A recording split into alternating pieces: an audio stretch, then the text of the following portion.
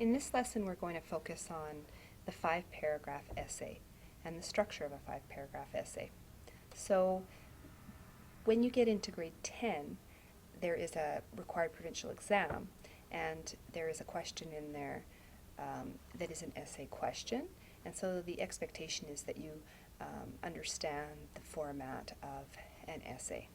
There are also a number of projects in this course that require you to write a 5-paragraph essay.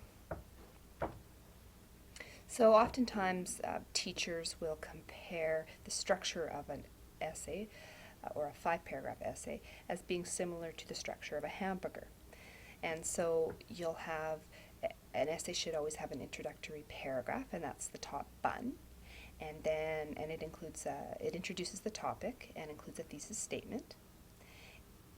Then the middle part of the essay is called the body, and that is compared to being the meat of your essay, or if you're a vegetarian, you could think of a veggie burger, and your lettuce, your cheese, and all that. And then you need to hold your burger together. You also need that bottom bun, or your conclusion in an essay.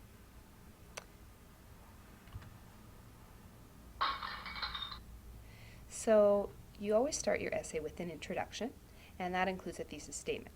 So after you've brainstormed and you have some main ideas of what you would like to write in your essay, you can begin thinking about writing a thesis statement. So what is a thesis statement? A thesis statement is a complete sentence that contains one main idea. This idea controls the content of the entire essay, and it oftentimes contains subpoints that help a reader know how the essay will be organized. Look at the introductory paragraph below, or on the next screen I should say, and see if you can identify the thesis statement and the subpoints, so the points that support that thesis statement. Here's the example.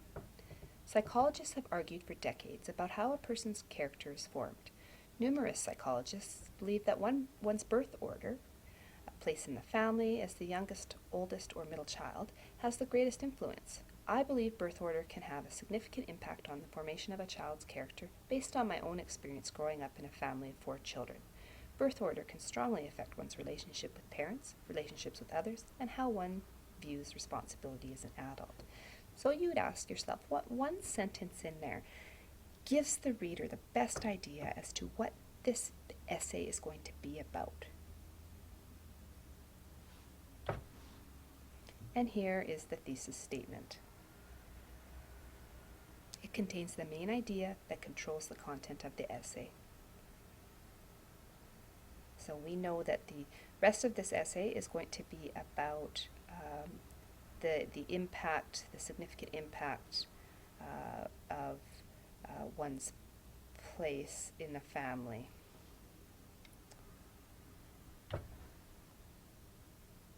And here we have the subpoints. So the subpoints are usually in the thesis or close by the thesis, and they show how the essay is going to be organized. So we can tell from this statement that part of the essay is going to focus on one's relationships with one's parents, relationships with others, and then a section on how one views responsibility as an adult and how that connects to birth order. So key features of a thesis statement. It states the main idea of the essay in a complete sentence, not in a question. Students will oftentimes end an introductory paragraph with a question, but if it's not a statement, it's not a thesis. So if you tend to be a student who ends an introductory paragraph with a question, challenge yourself by providing the answer to that question rather than just providing the question. So use the answer to that, and that's actually your thesis statement. A thesis statement is usually at the end of an introduction, and it states an opinion or attitude on a topic. It doesn't just state the topic itself. It oftentimes lists subtopics, and it does not directly announce your main topic. Since the thesis statement is the main statement for the entire essay, it should express a complete thought and be a complete sentence. The thesis statement is asserting an opinion or idea, so it should not be a question. Look at the examples below to see how they can be made into thesis statements. The sport of cross-country running. Okay, that is not a complete sentence or a complete thought, so it cannot be a thesis statement. It also does not identify or include any opinion or angle. It's not telling you what the author's going to argue about the sport of cross-country running.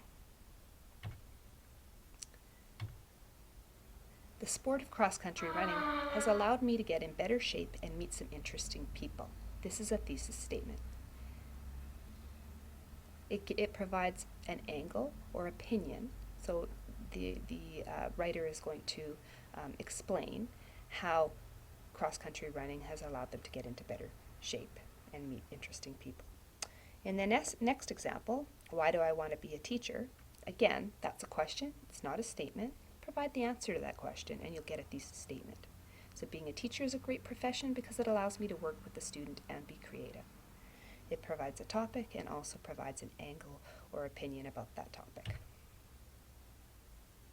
Location of the thesis statement. English readers like to know what an essay will be about near the beginning of the essay rather than at the end. They don't want to waste their time. This is why the thesis statement is often found at the end of the introductory paragraph. For most of my life, I have lived with bad health, smelly clothes, and a chronic cough. My children and husband begged me to stop the habit that caused these conditions, but I couldn't. The habit of smoking had wrapped its addicting arms around me and was slowly strangling me until one day I realized I had to stop. This realization came after 3 terrifying events occurred in my family.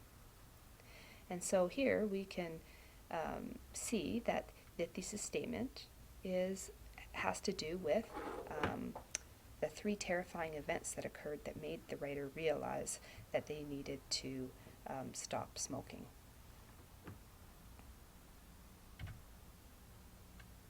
And to make that even more specific, they could have provided some subtopics after that statement, which would have given the reader more of an idea as to what the essay was going to be about. So a thesis statement needs to state an opinion or attitude. Good thesis statements often express a writer's opinion or attitude on a particular topic. This makes the thesis statement more specific and requires the writer to explain or prove his or her opinion in the essay. And here we have an example. Cancun is a popular vacation spot in Mexico. Well, this is a fact.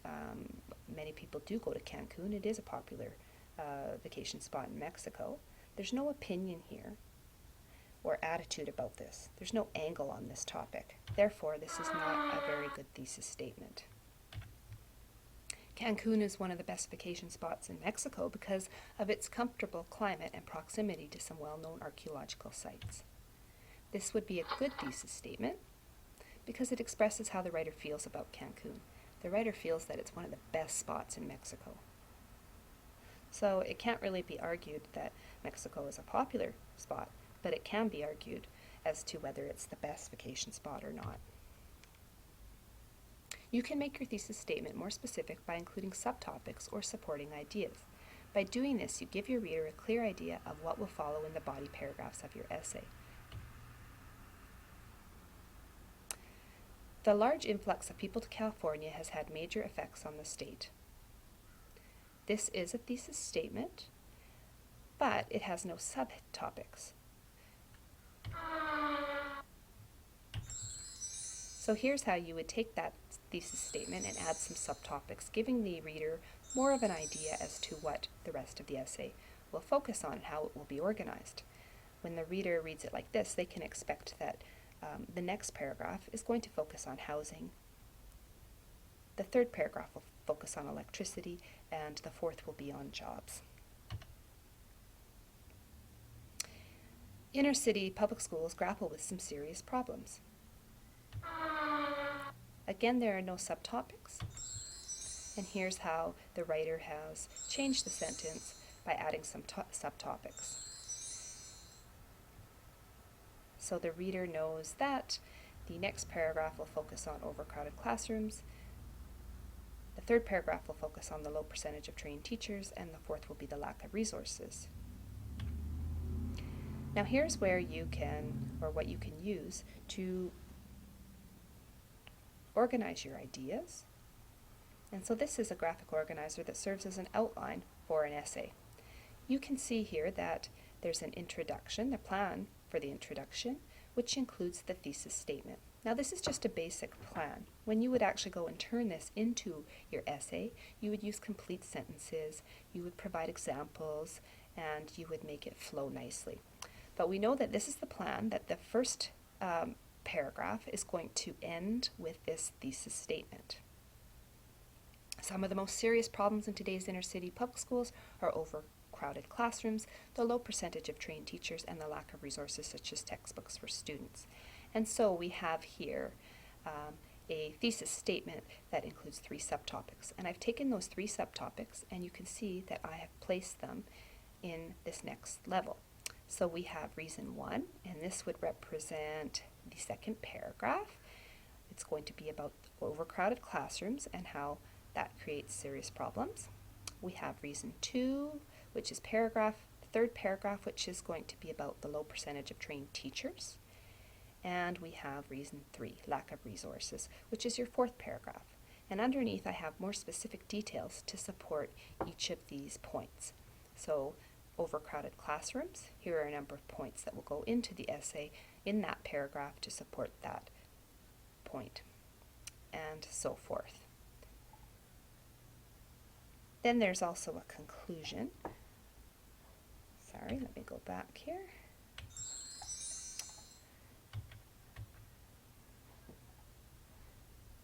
And you can't quite see it on the screen here, but I have written a concluding sentence regarding these issues, and if they continue, inner city students will continue to fall behind in and out of schools.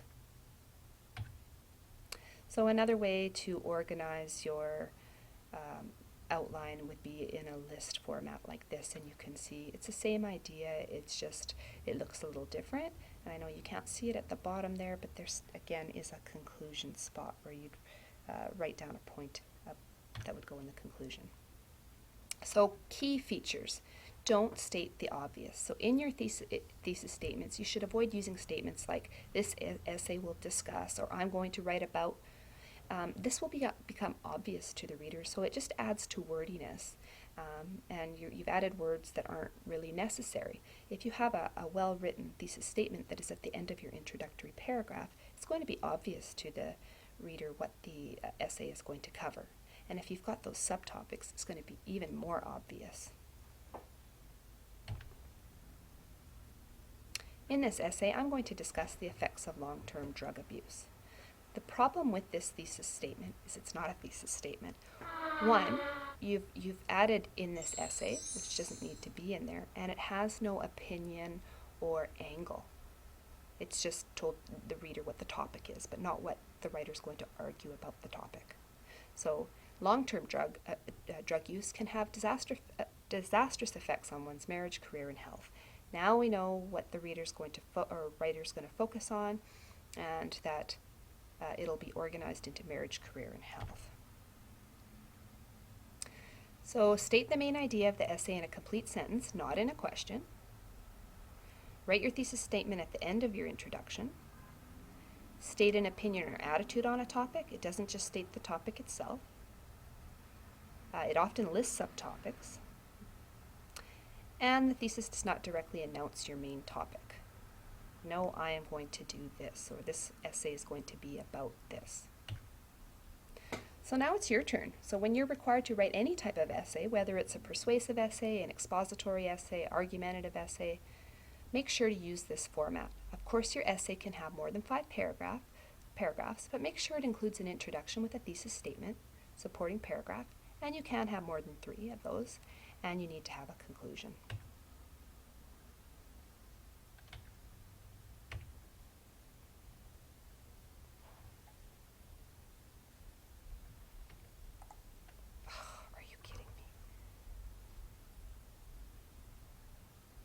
And before I forget, it's really important for me to acknowledge the person who actually wrote most of this presentation.